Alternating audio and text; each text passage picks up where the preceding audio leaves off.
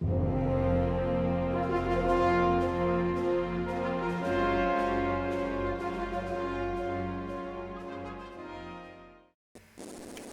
everyone and welcome back to Let's Play Final Fantasy. In the last part, we got promoted. And now I've sold stuff. I actually forgot that they grew up. And I don't blame you, because it's been like, what, 2 weeks since the last time we recorded? oh my god, things have been so annoying in the past few weeks. Like, I haven't been able to upload anything because you haven't been available. I haven't been available for, like, Fire Emblem recording, Final Fantasy recording, even Pokemon's been kind of annoying to record as of late. But I'm finally going to be able to end that. School's also a thing now for both of us, so we have to worry about that. Mind you, by the time this gets uploaded, well, I'll still be in college, but we might be on a break for all we know, because it could be Thanksgiving. Thanksgiving. That's around my birthday, actually. First up, we've got Ochu and Karibe. Is that supposed to be like... Or have we run into Karibes before? We fought Karibes about a part or two ago. Ochus have 208 HP, they resist fire and earth, and they're weak to bolt, oddly. Are you sure that's right? In this game, keep in mind, as I've said, I think in a call-out a few parts back, all the info I got, I copied off the Final Fantasy Wiki, so if I got something wrong, it was the Wiki that got something wrong. That's weird. Also, you got something wrong there, technically. They're Ochos in the original translation, and their attacks inflict poison. Gators, crocodiles. They've got 184 HP, they resist fire and quake, and they're weak to bolt. That actually makes sense, because they're water dwellers.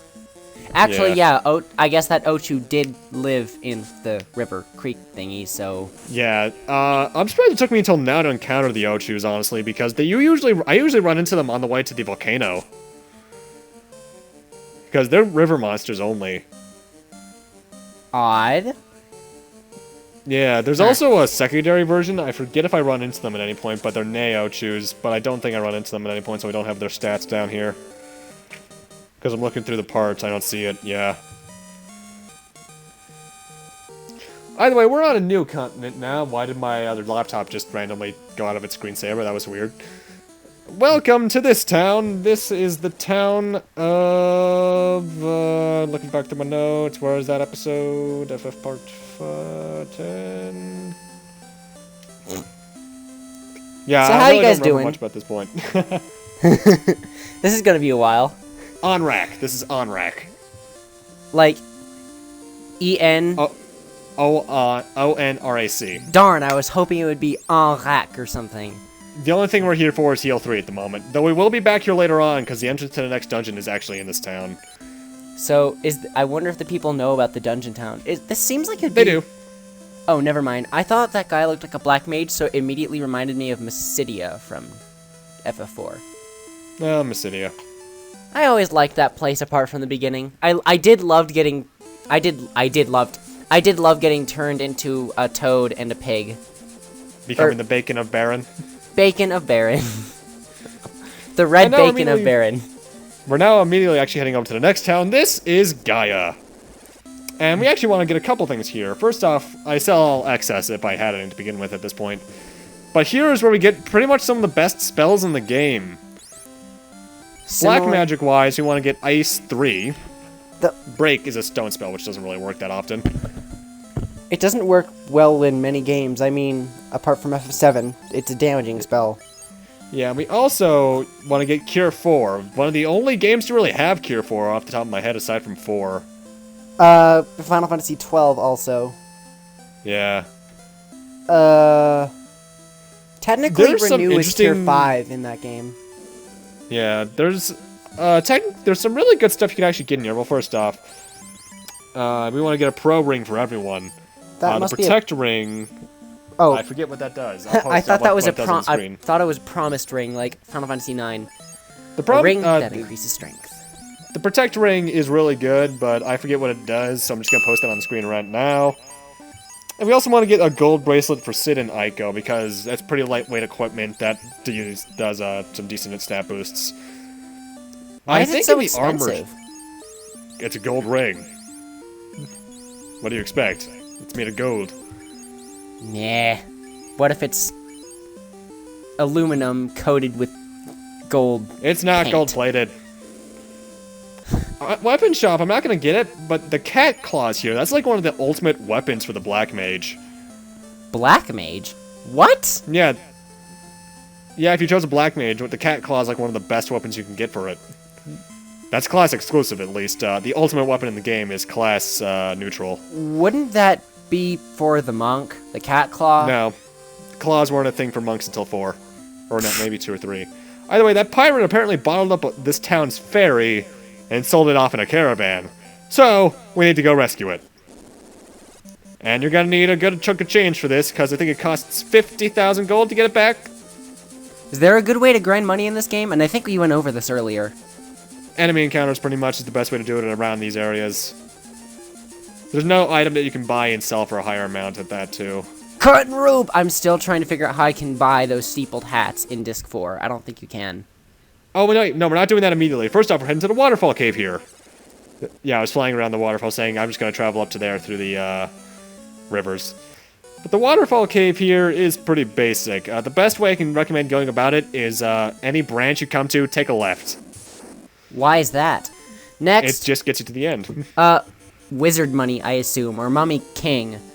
118 King mummy. HP, resist status, death and ice, weak to fire and holy because it's undead and is a mummy, and its attacks can make you sleep, which is interesting.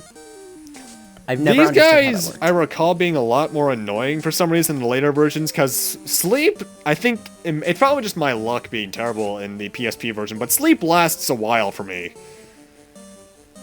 Just hit your own character and they'll wake back up, right? And if you're Zero, just then he'll wake up immediately. What? Zero fell asleep right there, but woke up almost immediately. I'm Oh. guessing it's because I'm a slightly high level for this point in the game. So is it? Oh, maybe it's determined by like level and. There's stats. probably some algorithm, but I don't know it.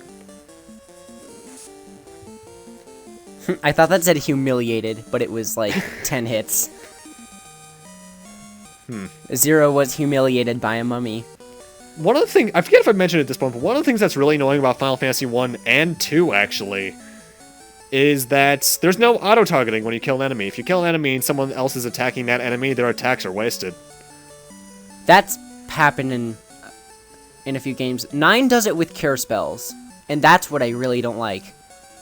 The thing is, it makes sense, but it's really annoying. Auto-targeting would be later introduced in Final Fantasy 3. But not in the first game or the second game. Some Dragon Quest games, the early Dragon Quests don't have it too. Either way, in here is actually our main goal for the Waterfall Cave. Some chests, and the robot. That's a robot? Yep. A ribbon! Yay! A staple in the series. Ribbon's pretty much one of the best equipments in the game. Give it to Aiko immediately, or whoever your white mage is if you have one. Because that character can really benefit from it. So I assume that it blocks all status effects. I think.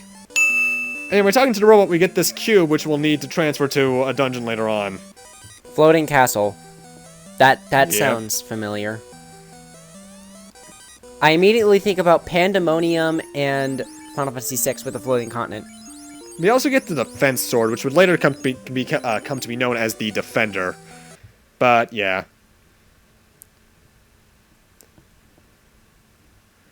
Anyway, now we're back at the airship near Anorak because I'm going to actually fly to the caravan. It's in this patch right here, and you're not supposed to be able to do this, but you can land on it and skip walking through the desert. Meh. Funny. Walk back into it, and you can buy the thing for, yep, 50,000 gold. A bottle.